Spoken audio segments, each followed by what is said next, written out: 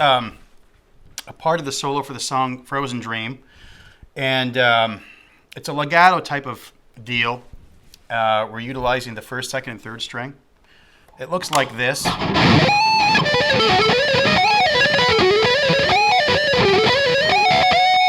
That kind of idea. So what it is like this, slow.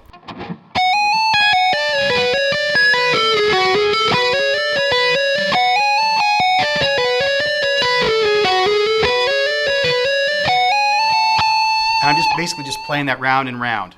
So the notes are, on the first string, it's going to be 14, 16, 17, and then back. Second string, we're going to go 15, 14, 12, and then back up, back down. On the third string, it's going to be 14, 13, 11, and then back up. Back up to the second string, we're going to go 12, 14, 15, and then 14, 12, 14, 15, and basically just repeating that whole thing over and over.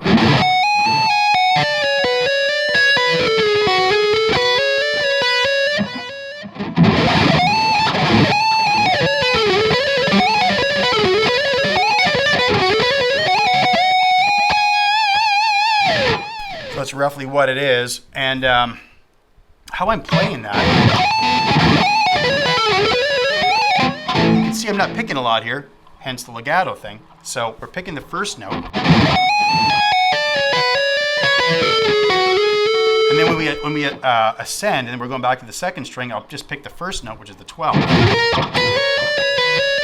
And that's it. So we're just picking two notes in this whole lick, which is the first note and that 12 when I'm ascending, going back to the beginning. So.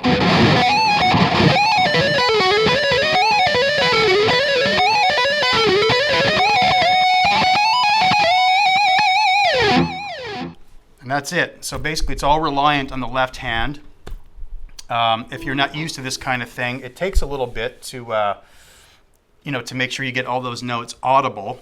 When I first started getting into that kind of thing, I'd been playing a lot of alternate picking patterns and a little bit of sliding around, this kind of thing, in my earlier part of my playing years ago. And so when I got into this kind of thing, it took a little while to get that strength with the left hand, but it's really, really beneficial, obviously, for many reasons. I love the sound of legato, but it's a good way to build up good left hand strength, dexterity, and the whole bit.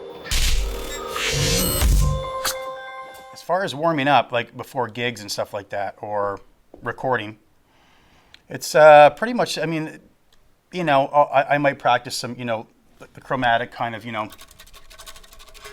all that kind of stuff.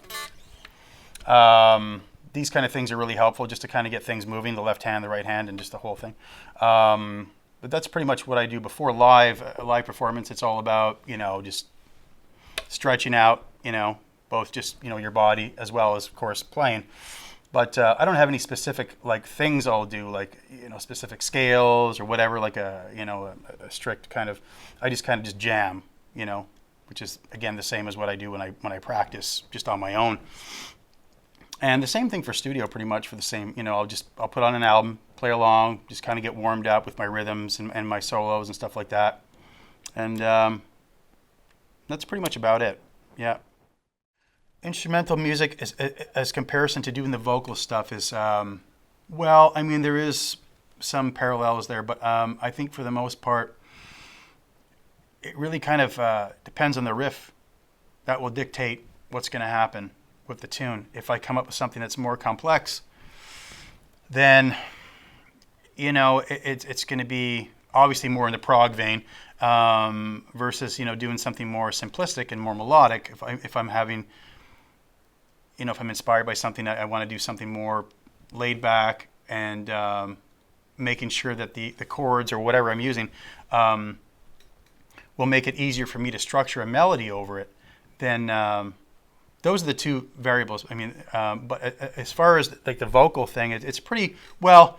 It all depends. Again, it's kind of it's a loaded question for sure, because if it's prog metal, then there's a lot of room for experimentation and making the music more unpredictable. or if it's something more like a more predictable kind of structure, then you're gonna, reflect that. So you're gonna, you're gonna want to come up with stuff that's going to be a little bit more easier for the vocals to follow, and coming up with the melodies. But the same thing really applies to the instrumental thing, because a lot of the things I do are, making a backing track where you have, here's the chord structure, all that stuff, all the instruments are there, and then I'll apply guitar melodies, what they call lead lines. So it's kind of like the, acting as the vocal line. So it's, but again, it really comes down to the initial riff.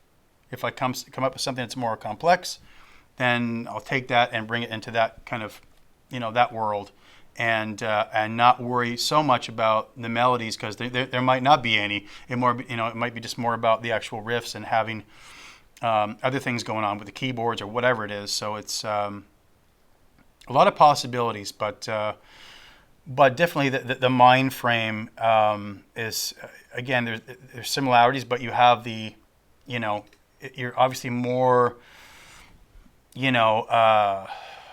careful, I suppose, when you're constructing music with vocals, that it doesn't, get too crazy. If you're wanting to make something that's got really, easy melodies to digest and stuff. So.